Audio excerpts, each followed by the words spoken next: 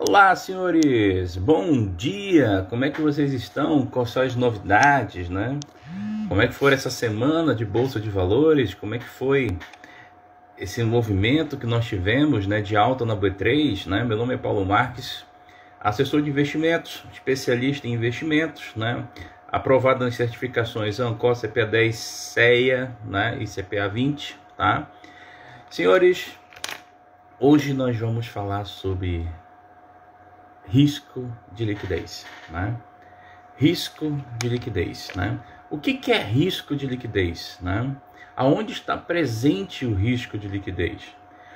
Quais são os fatos, né, que podem, né, trazer risco de liquidez aos seus investimentos, né? Detalhe: todo investimento tem risco de liquidez, né? Então vamos lá conversar um pouquinho sobre risco, né? Mas a priori, o que é risco de liquidez? Liquidez é a capacidade de você transformar, né, um ativo financeiro, ou um bem, ou um imóvel, tá, em dinheiro na hora que você deseja, né? Então, se você tem um ativo que facilmente você transforma em dinheiro, a gente chama ele de ativo líquido, né? Se você tem uma ação que rapidamente você consegue vender, a gente diz que ela é líquida, né? Ou blue chip. Se você tem um CDB que você pode resgatar a qualquer momento, a gente diz que ele é líquido, né? Mas quando você tem investimentos que você não consegue transformar no dinheiro a hora que você quer, ou quando você é vítima, né, de uma diferença de preço, ou seja, você comprou algo a 30 reais e quer vender e não consegue vender a 30, né, só vai vender a 20, né? Você vai ter risco de liquidez. Você comprou um imóvel que custa 200 mil, 300 mil, 400 mil, 1 milhão, e na hora que você vai vendê-lo, você vai receber menos do que isso, você também tem risco de liquidez. Então o risco de liquidez, ele decorre do momento que você não recebe o preço justo por aquilo que você está vendendo, tá? Aonde nós vamos ter o maior risco de liquidez? Imóveis. O brasileiro tradicionalmente ele adora investir em imóveis, só que ele incorre em vários problemas, além de ter dor de cabeça com o inquilino, além dele ter que pagar IPTU, além de ter que ter o custo da depreciação do imóvel, além de ter o custo da desvalorização do imóvel, porque o local onde o imóvel está situado pode desvalorizar o imóvel, né? E também tem um risco de liquidez, né? Você compra um imóvel por X reais e você, na hora que vai vender, você não consegue transformar a hora que você quer imóvel em dinheiro novamente. Às vezes pode demorar anos, né? Às vezes pode demorar uma vida toda, e às vezes você não vende um imóvel, né? Fica com o imóvel encalhado e você não consegue se desfazer dele. Então o risco de liquidez, ele é muito forte em imóveis, tá? E os imóveis carregam isso com ele. Então há uma dificuldade muito grande quando você tem um risco de liquidez elevado. Imagina só uma situação: você que está me ouvindo aí, de repente você é chefe de família ou a chefona da família, né? E de repente você descobre que 80% de tudo que você tem investido está em imóveis, né? E aí minha pergunta é: no dia que você faltar, como é que vai ser a vida dos seus herdeiros, né? No dia que você faltar, vai ter um problema chamado inventário, né? E aí os seus herdeiros vão gastar uma nota, né, para ter que chamar um advogado para fazer o inventário. Qual é o problema disso, né?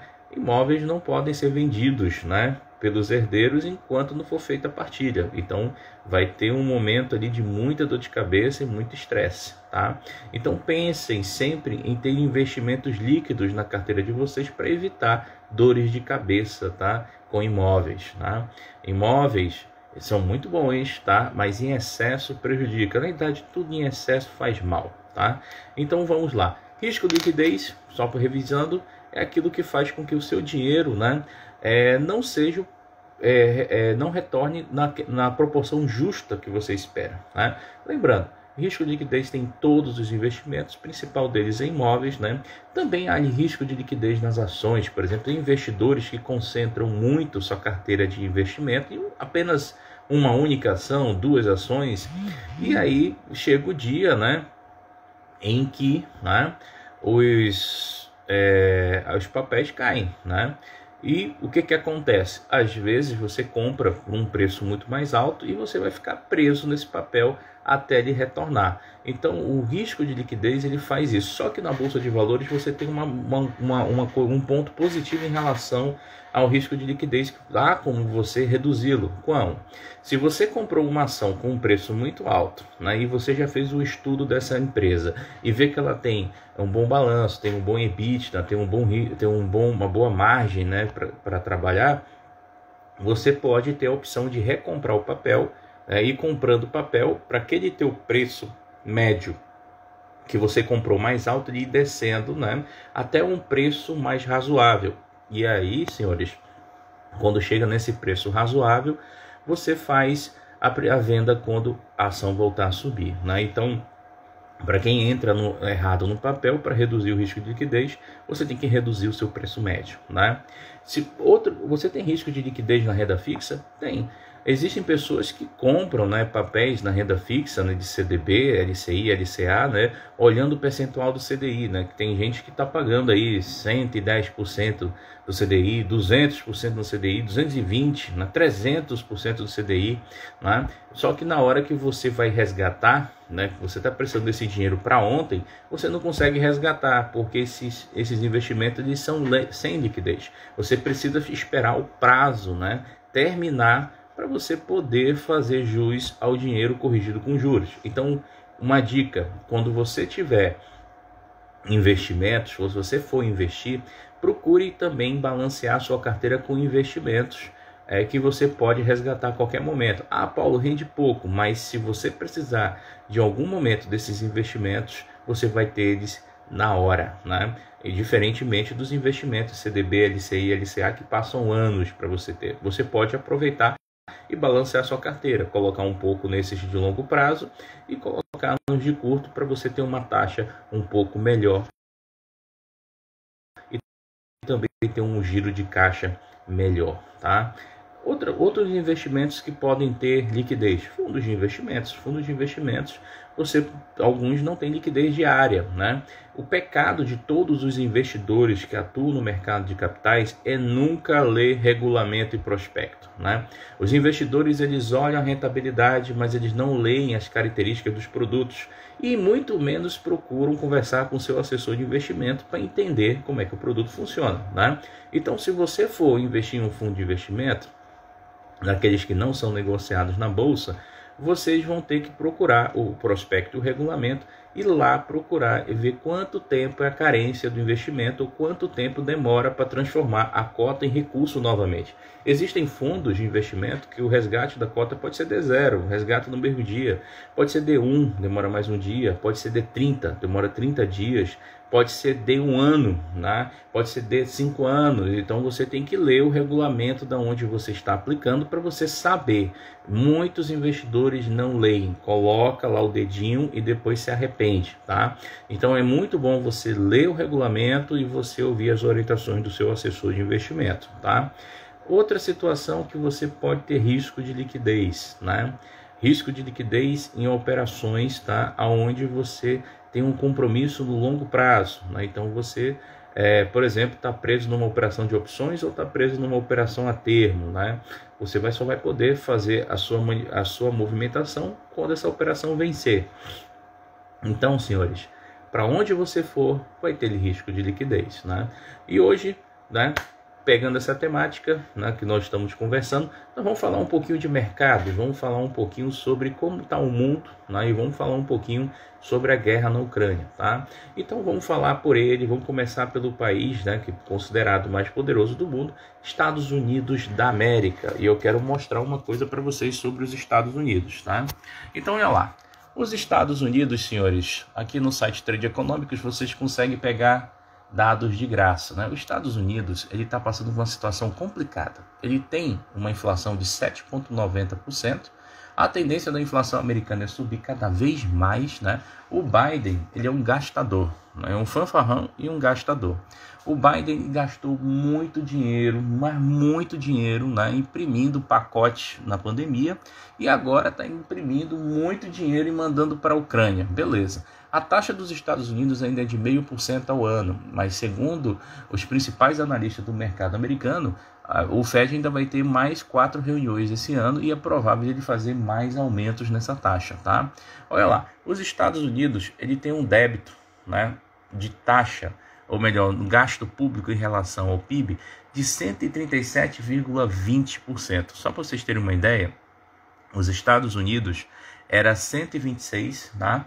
Antes da pandemia era abaixo dos 100%, tá? E agora ele está subindo cada vez mais. Então, na era do Trump, era mais controlado esse gasto público do que hoje na era Biden, tá? Então, isso aqui vai repercutir muito em relação, tá, aos esforços americanos de conter a taxa de juros, tá? E aí, os Estados Unidos aumentando a taxa de juros, o que vai acontecer aqui no Brasil? Os Estados Unidos aumentando a taxa de juros, né? E você vai ter um problema aqui no Brasil, tá? Que é um problema relacionado à questão da taxa brasileira. O Brasil está recebendo cada vez mais dólares, tá? Cada vez mais dólares estão entrando no Brasil por causa da alta da taxa, né? A taxa brasileira aqui, Selic, ela aumentou para 11,75 e já tem um consenso de algumas pessoas que a nossa taxa Selic ela já vai subir acima de 12%, né? Segundo o BOFA, Bank of America, JP Morgan, a taxa brasileira pode chegar a 13%. E se isso acontecer, Paulo, como é que fica? Se acontecer isso, mais investidores vão entrar no Brasil, vão trazer seus dólares para cá, né? Nós batemos um recorde, nós já estamos com 89 bilhões de entrada de estrangeiros aqui, né? Entrou mais estrangeiro aqui nesses 3 primeiros meses desse ano do que no ano de 2021 inteiro. E quando os estrangeiros entram aqui no Brasil, eles trazem para a gente uma coisa. O que eles trazem? Seus dólares, né? E quando eles vêm para cá, né, você vai ter uma situação interessante. Qual?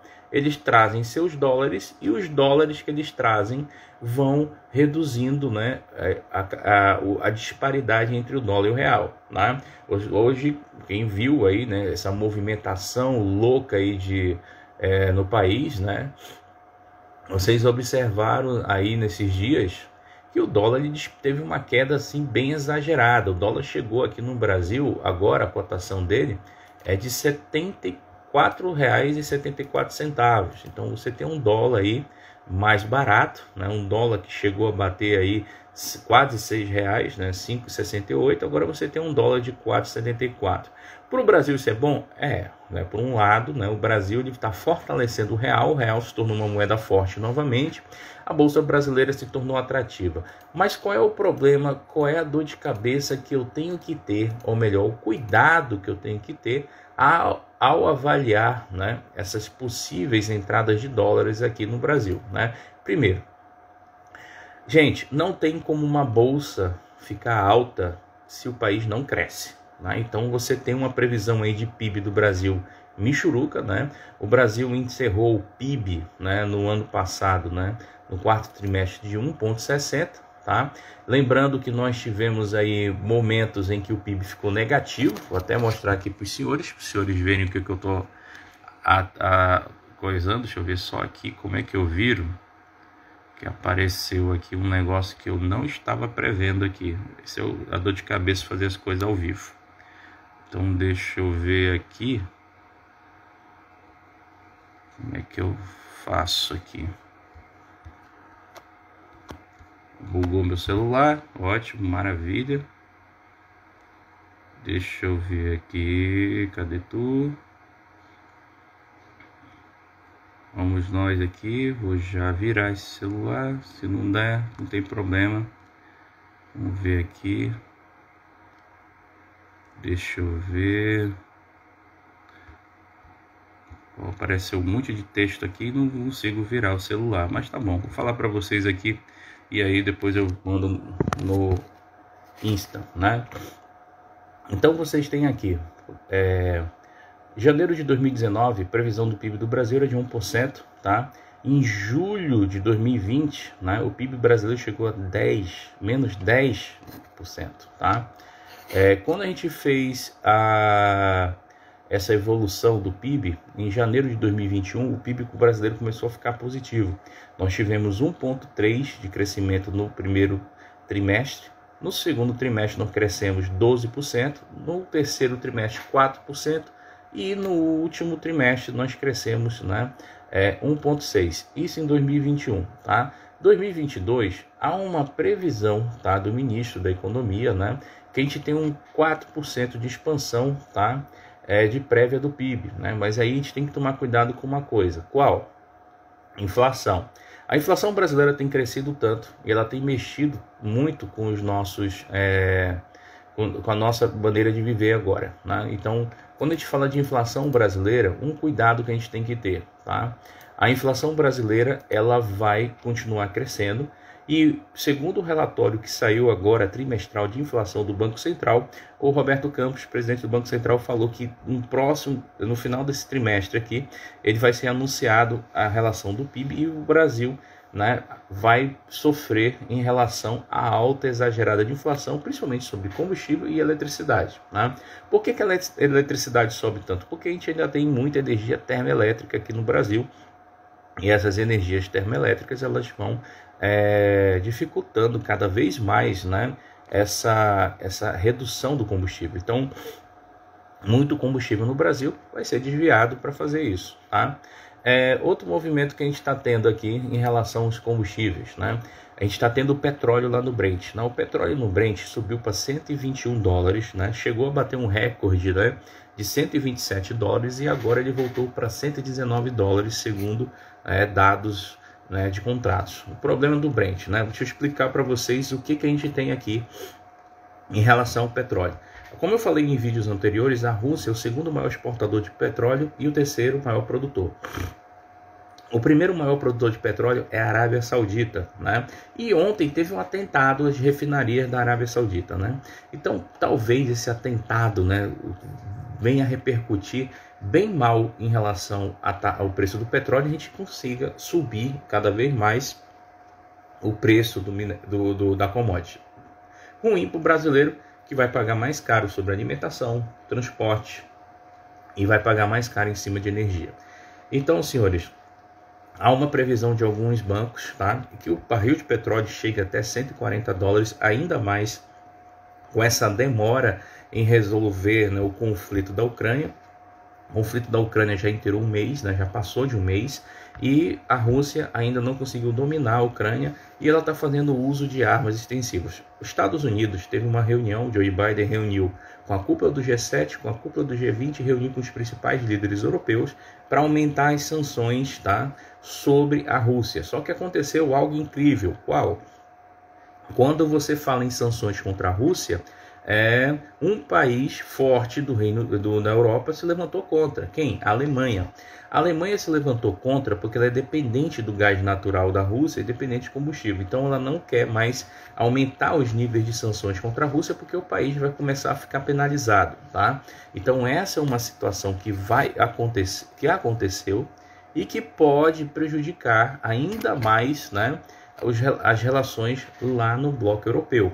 E a Rússia deu uma desperta. Quem acha que o Putin é ignorante se lascou. A Rússia, ela disse, vou continuar vendendo gás para a Europa e vou continuar vendendo combustível. Só que tem um detalhe, quando vocês forem me pagar, vocês vão me pagar em rublo. Então, o dinheiro que foi preso foi confiscado pelos...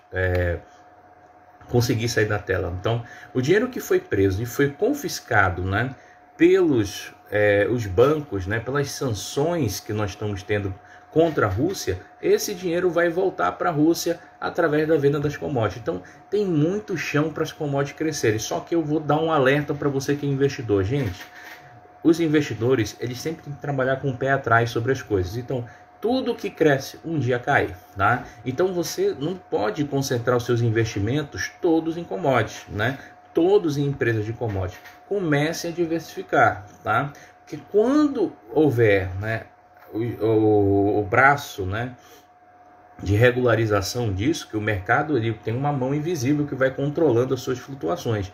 Quando essa mão encontrar equilíbrio, tudo vai voltar ao normal e isso vai ser uma queda generalizada. No momento, por enquanto, o que a gente tem é só cenário de alta de commodities, principalmente porque a China teve mais um surto de Covid, né? Nós temos uma nova variante de Covid, que é a mistura da Delta com a Ômicron, e pegou várias cidades chinesas, tem mais de 17 milhões de pessoas em quarentena, e a China está fechando, né? Está em quarentena. Então, a China fechando, né? E agora a China vai ter um feriado semana que vem, né? Que é o feriado, eu até tinha puxado para vocês aqui no relatório. O feriado da China começa no dia 3 de abril, né?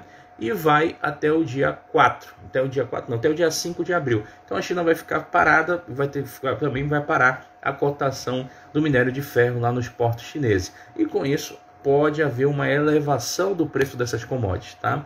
Mas como eu lembrei, como eu estou falando para vocês, diversifiquem, tá? Não é só porque está subindo que tudo vai continuar subindo. Outra coisa, o índice brasileiro está apresentando aí explosões de crescimento, mas se você for um analista gráfico criterioso, você vai observar que o índice brasileiro está com uma resistência para subir e uma resistência para cair, tá? Aqui é mais fácil ele despencar do que ele continuar subindo mais alto, tá? Ele pode romper os 120 mil? Pode, mas quando ele começar a cair, pode se preparar para ele bater lá nos 110 mil, 115 mil, 109 mil, porque ele vai procurar o chão. Esse pessoal que entrou agora, os gringos que colocaram dinheiro no Brasil, eles entraram no momento de baixa, eles compraram a Bolsa Brasileira quando estava em 109, né? Magazine Luiza, que é uma ação que os gringos gostam, ela começaram a injetar dinheiro nela, a ação subiu 7%, 8%, né? Então você vai ter uma hora que os americanos, que os estrangeiros, eles vão dizer assim, olha, já deu, ganhamos e vamos sair. Essa é a realidade da Bolsa, então vocês têm que estar se preparando para isso, né? Meu conselho aqui de amigo é que vocês deixem dinheiro em caixa, né? Não invistam tudo, né? Aproveita um pouco a renda fixa, né? Que está um pouco mais alta, coloca um pouquinho na renda fixa. Quando a Bolsa despencar, tu tira da renda fixa e coloca ali na renda variável para você aproveitar o novo boom de crescimento. A Bolsa é assim, senhores, infelizmente. Então, cuidado, cuidado, cuidado. Olha só, nós temos aqui o Petrúcio, né, agradecendo aqui pela observação. Obrigado, Petrúcio. E tem aqui o DCG Gomes falando, né? Está agora em 120 mil, bem alto mesmo, e é verdade, nós estamos num topo histórico de novo, esse topo a gente conseguiu antes da pandemia, tá? Então vocês têm que tomar cuidado com isso, tá? São os riscos inerentes aos investimentos, tá? Se você não tem fontes para te alimentar sobre isso, ou não tem alguém que oriente isso, né? Você está trabalhando em uma corretora, de repente você não tem assessor de investimento, vem para a Finance. Você operando com a gente aqui, você paga 19 centavos de corretagem. 19 centavos, mano, é o preço da corretagem mais barato que você tem para você ter informação de qualidade, tá? Então, para o pessoal que opera aí ações, né, mini índice 20 centavos, né? Se você não tiver isso para pagar, meu amigo, que diabo de investidor você é, tá? Mas aí só, cuidado com isso, tá? Outra coisa, essa guerra da Ucrânia, ela vai continuar. A Rússia está começando a pegar pesado, está começando a botar armas sônicas, né? E o Biden já fez uma ameaça junto com o Boris Johnson. O Boris Johnson, que é o primeiro-ministro da Inglaterra, do Reino Unido, ele é o que mais tem batido contra a Rússia, é o que mais tem aplicado sanções pesadas, e ele também tem mandado dinheiro. Então, os Estados Unidos estão mandando dinheiro para a Ucrânia em armamento, o Boris Johnson está mandando dinheiro em armamento, alguns outros países também estão mandando dinheiro em armamento, como a França, mas olha só, eles não querem se meter no conflito direto. Mas o Putin já alertou. As próprias sanções econômicas é como se fosse uma guerra declarada. Então, praticamente, o Putin, quando ele fez esse negócio, ele declarou guerra para todo mundo, né? E olha, eu não duvido que a Rússia ela tome a Ucrânia, porque a Rússia ela não tem necessidade ali de jogar uma arma química, né? Porque ela quer aquele território, então ela vai contaminar o território se ela fizer isso. Mas, escutem só o que eu vou falar para vocês. O mundo é regido por pessoas traiçoeiras. E quem manda no mundo não é os Estados Unidos e não é a China, tá? Vamos falar um pouquinho de teoria de conspiração. Quem manda no mundo são poderosos, tá? Que se beneficiam com a desgraça dos outros. Muita gente ficou rica com a pandemia e tem muita gente ficando rica com a guerra.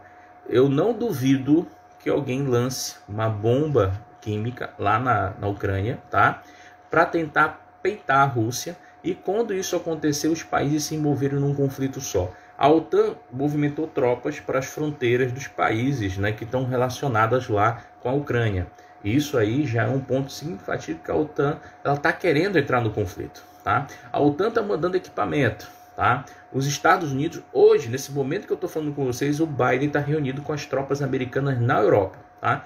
Ele falou categoricamente que não vai mandar soldados americanos. Mas se acontecer uma mudança, uma atenuante nesse conflito, ele vai entrar nesse conflito de forma bem severa. Tá? Há posicionamentos de portas-aviões americanos lá na Noruega.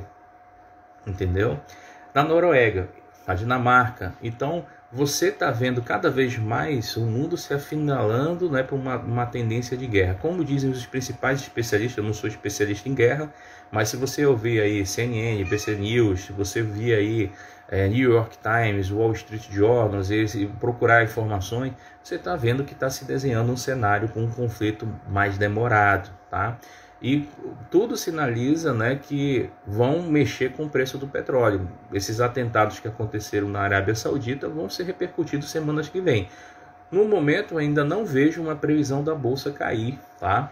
Porque quem vai segurar a nossa bolsa, que está segurando essa bolsa, são as commodities, né? Mas, como eu falei para vocês, mantenha um pouquinho de dinheiro em caixa para você comprar na baixa. Não pega o teu dinheiro todo e deixa lá, tá? Cautela, senhores, cautela, tá? Covid ainda não acabou também não, tá? Então a gente tem que pensar nessa situação. Uma coisa que eu quero mostrar aqui para vocês, que agora que eu consegui sair do negócio que travou meu celular, é isso aqui, ó. O que é isso, Paulo? Lembrando para quem chegou agora, o site Trade Economics é um site de graça, tá? Que traz muita informação e eu aconselho você aí que não quer pagar um broadcast, que é caro, para você se atualizar por ele. As informações chegam um pouco atrasadas aqui, 15, 20, 30 minutos, mas pelo menos é um bloco de informações interessantes de graça, tá? Então você tem aqui, ó, os Estados Unidos, tá? Eu vou falar especificamente dos Estados Unidos, da Alemanha e do Brasil, tá? Estados Unidos, você tem uma curva, né? Os títulos públicos americanos na curva de juros está em 2,48, tá? Teve alta nessa semana de 0,33, teve alta no mês de 0,67, no ano 0,83, tá? Vamos falar da Alemanha, que é a principal economia da Europa. A Alemanha teve uma curva tá com uma curva de juros de 0,59, teve alta de 0,22, 0,43 no mês, 0,94 no ano. Brasil. O Brasil teve uma queda, mas a curva de juros está muito elevada. Você teve a curva de juros do Brasil aqui estava em 12. Olha, a taxa de juros no Brasil está em 11,75, os juros caiu para 11,40. Teve uma queda de 0,67 e no ano teve um crescimento de 2,49. Qual é a influência que os juros, né, público, ou melhor, a curva dos juros pode ocasionar em relação aos teus investimentos de renda variável ou também para aqueles que investem no índice, tá? Ou no dólar? Quando eu tenho uma curva de juros muito alta em um país, né, significa que há uma possibilidade desse país continuar aumentando a sua taxa de juros, tá? É levado em consideração também a inflação. Então, na Bolsa de Valores, não se negocia somente contratos futuros de índice dólar. Você pode negociar inflação, juros DI, e você pode negociar outras commodities. Quando a tendência da curva dos juros, contratos futuros DI começam a subir, tá? Há uma expectativa que no curto prazo aqui, né, nos dias recentes, esses juros também vai influenciar a Selic, influencia o Banco Central na tomada de aumento, né?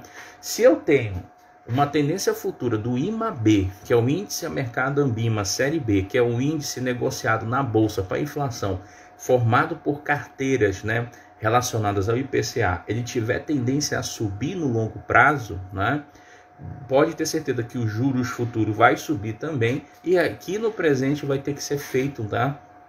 O Banco Central ele vai ter que reunir e aumentar a Selic para fazer com que essa curva de juros da inflação caia. Só que para a inflação cair, economicamente eu tenho que aumentar juros, porque quando o Banco Central ele aumenta juros, ele usa instrumentos de política monetária, né, como o Open Market, como redesconto, como o depósito compulsório e até a própria taxa Selic meta, para fazer com que, né, reduza a quantidade de moeda em circulação. Só que tem um detalhe: nós estamos passando por dois tipos de inflação no Brasil. Nós estamos passando por uma inflação de juros e estamos passando por uma inflação de mercadoria, de preços, tá? A inflação de preços, ela é resultante dos acontecimentos que nós estamos tendo. E principalmente da alta do combustível, porque tudo que é modal, né, tudo que é transporte, tudo que é logística, toda a cadeia de suprimento no país, supply chain management no mundo, ela vai ter o combustível petróleo, né, para fazer todo esse transporte, né, dos centros de distribuição até a nossa mesa. Tá? Então esse encarecimento vai prejudicar ainda mais a nossa inflação, que vai subir cada vez mais. Tá? E nós estamos tendo uma inflação de juros, ou seja, o Brasil está aumentando a sua taxa de juros, só que a gente tem um problema quando a gente aumenta uma taxa de juros. Qual? O déficit público vai subir. Né? Como eu estou falando para vocês de investimento e o brasileiro por si não investe, né? Então o Brasil tem que correr atrás de quem gosta de guardar dinheiro. Então, para ele atrair os investidores estrangeiros, ele investe aqui no Brasil. E para ele investir, ele aumenta a taxa de juros. Dos países emergentes, o Brasil é que está com a maior taxa hoje, tá? 11,75, poder chegar a 13. Só que tem um detalhe. Nós vamos pagar esses títulos públicos para o pessoal lá na frente, com uma taxa cada vez mais cara. E quando a gente fizer isso, né, os títulos públicos é o cheque especial do país, como é que vai ser o déficit público? Então já nasce uma nova preocupação no Brasil. Como é que vai ser feita a questão de política fiscal e pagamento desses títulos nos próximos governos, né? Ah, Paulo, mas isso é culpa do governo atual. Negativo. O Brasil, historicamente, ele sempre foi pagador de juros, né? Desde a época da ditadura militar. Ou seja, o Brasil ele sempre usou o cheque especial. Está na cultura do brasileiro, tá? Ou seja, não tem como desvincular. O líder é reflexo do povo. E você olha aí para várias pessoas e você vê aí que as pessoas estão com 70%, 80% do seu capital em dívida, né? E incorporam na vida pessoal o cheque especial ao seu salário. E isso tem acontecido uma coisa. E isso vai acontecer sempre. E vai continuar acontecendo. O Brasil ele precisa ter uma reeducação financeira. E essa reeducação financeira tem que começar de cima para baixo, ou seja, nossos políticos têm que começar a reduzir custos, né? O Brasil tem mais de 5 bilhões de reais que estão parados, que vão ser gastos para fazer campanha eleitoral. Não há necessidade de fazer campanha eleitoral. 5 bilhões, né, que não foram utilizados na pandemia, poderiam ter evitado muitas mortes, poderiam ter feito isso, e o Senado não aprovou, tá? Ou seja, o Senado jogou contra, né? Como está falando aqui o nosso colega do CG Gamos, falta educação financeira, isso é uma verdade. Então, o Brasil ele tem dinheiro para resolver muitos dos seus problemas, mas os caras que mais abrem a torneira e mais gastam são nossos políticos, tá? Então, os nossos políticos eles estão pesando muito, né, no orçamento brasileiro, tá? E agora o que acontece? Vocês que devem ler o jornal mais do que eu aqui no Brasil, vocês estão observando que há vários servidores públicos pedindo reajuste e fazendo greve. Servidor que ganha 10 mil, 20 mil, 30 mil, 40 mil, 5 mil, 6 mil, 4 mil, 3 mil. Gente, funcionário público, ele é uma máquina de fazer dívida, tá? Quem trabalha no funcionalismo público sabe disso, tá? Tem gente que acha que ganhar 10, 15, 20 mil sendo funcionário público é um salário medíocre, ganha pouco, tá? A partir de 10 mil reais você já é considerado rico no Brasil, tá? Você já é classe média AAA, você já está na elite, tá? Mas você vê os funcionários públicos extremamente endividados. E o que eu descobri esses dias? Que quando o funcionário público está extremamente endividado, o órgão público onde ele está faz o trabalho de ajudar ele a pagar esse financiamento para o servidor conseguir trabalhar. Ou seja, nós que somos privados pagamos até a custa do endividamento das pessoas que estão dentro dos órgãos públicos. Então vocês viram essa semana o pessoal do Banco Central parando por causa de greve, pedindo reajuste de salário. O menor salário no Banco Central é 7 mil, tá? O maior salário é 30 mil. Você vira o pessoal do Tesouro parando, pedindo greve, menor salário 6 mil, maior salário 27 mil.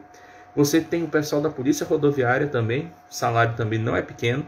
Você tem o pessoal da Polícia Federal, vai ter o pessoal da Receita Federal fazendo greve e vai ter o pessoal do INSS fazendo greve. Então, senhores, cada vez mais que o governo der reajuste para essa turma, e agora é tempo de eleitoral, né, os servidores públicos aproveitam para fazer isso, com uma pressão para cima do governo para questões de voto, vai aumentar ainda mais o déficit público brasileiro.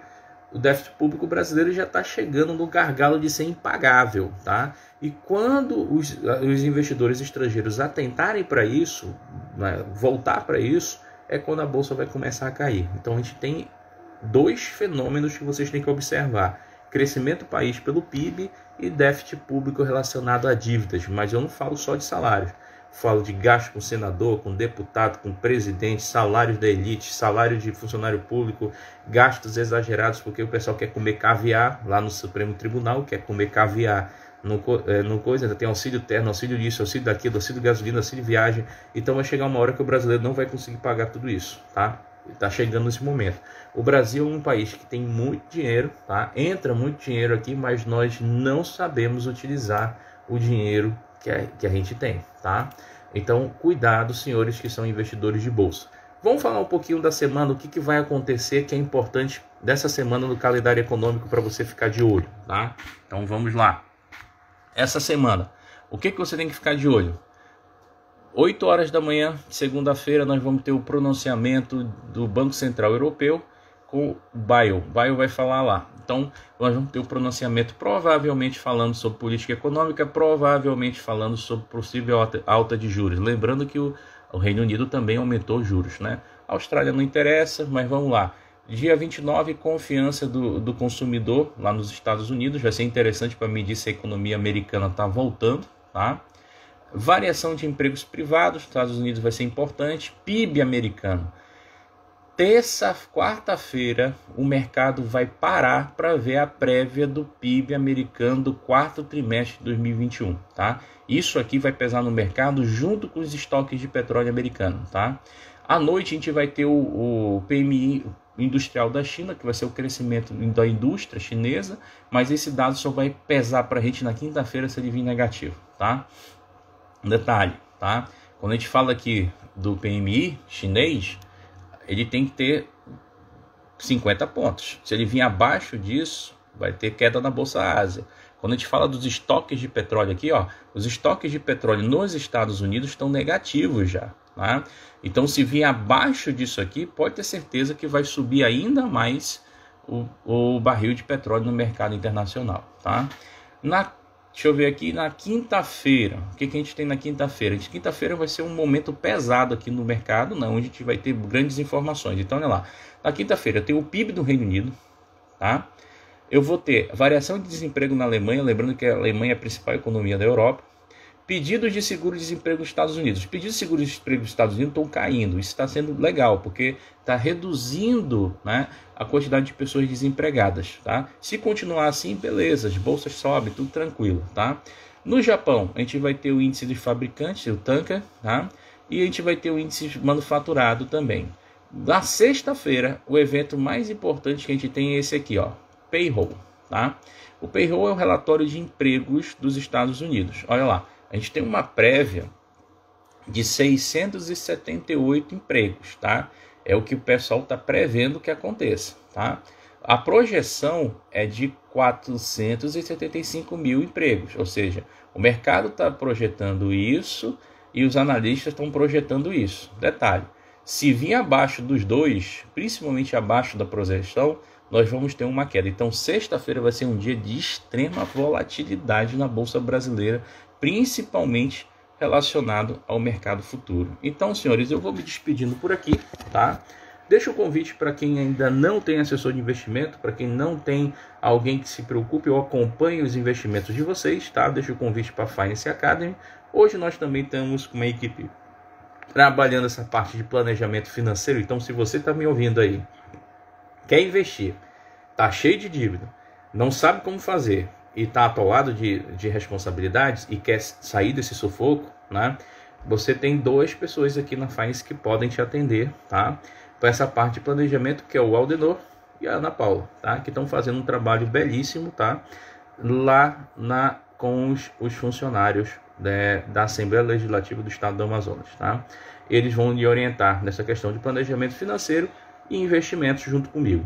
Senhores, um abraço, fique com Deus, bom final de semana e até a próxima.